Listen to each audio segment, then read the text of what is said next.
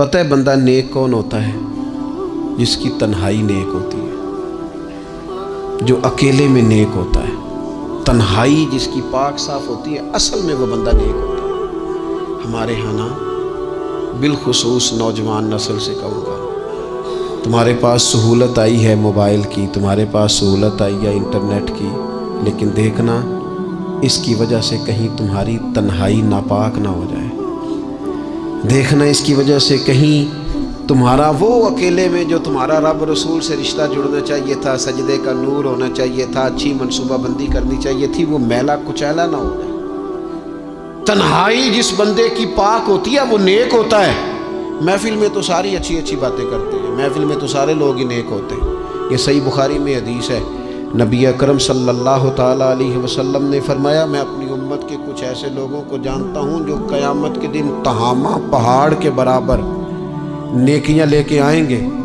تہامہ پہاڑ تھا ایک بڑا سفید رنگ کا، اس پہاڑ کے برابر وہ نیکیاں لے کے آئیں گے، لیکن فرمایا اللہ تعالیٰ ان کی نیکیوں کو ہوا میں اڑا دے گا۔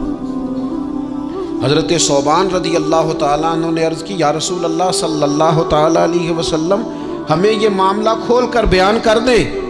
حضور علیہ الصلوۃ والسلام فرمانے لگے، وہ راتوں کو عبادت بھی کرتے ہیں، اللہ کی بارگاہ میں بھی حاضر ہوتے ہیں، لیکن فرمایا ان لوگوں کا مسئلہ یہ ہے، ان کا نقصان یہ ہے، گھاٹا اور خسارہ یہ ہے کہ جب وہ اکیلے ہوتے ہیں تو رب کی حرمتوں کو پامال کرتے ہیں، دین کی حدوں کو توڑتے ہیں، تنہائیوں میں رب کی نافرمانی کرتے ہیں۔ نتیجہ کیا نکلتا ہے کہ وہ جو لوگوں کے بیچ نیکیاں کی ہوتی ہیں، نمازیں پڑھی ہوتی ہیں، عبادتیں کی ہوتی ہیں، صدقات کی ہوتے ہیں، وہ بھی ضائع ہو جاتے ہیں۔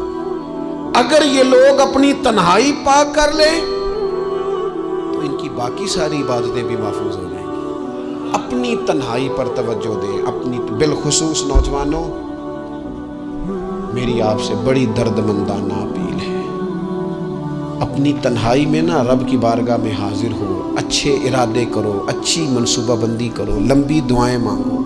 اکیلے جب ہو تو پھر نہ وضو کر کے رسول پاک کی بارگاہ میں درود و سلام پڑھو، دلوں کو قوت ملے گی، حافظے مضبوط ہوں گے، تمہارے چہروں پر روشنی آئے